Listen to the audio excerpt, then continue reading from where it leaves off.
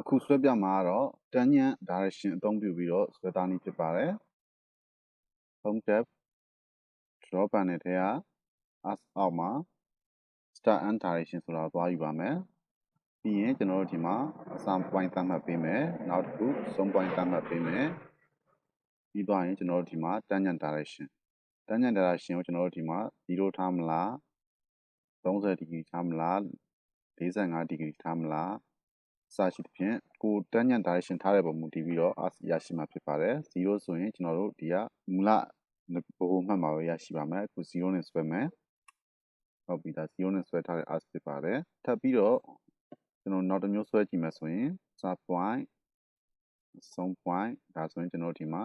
90 degree နဲ့ဆိုရင်ဒီဘက်ထွက်မယ်ဒီဘက်290နဲ့ဆိုရင်ဒီဘက်ထွက်မယ်ကျွန်တော်90 degree နဲ့တစ်ခုထပ်ဆွဲကြည့်ပါမယ်90 enter ဟုတ်ကဲ့အားလုံးကိုကျေးဇူးတင်ပါတယ်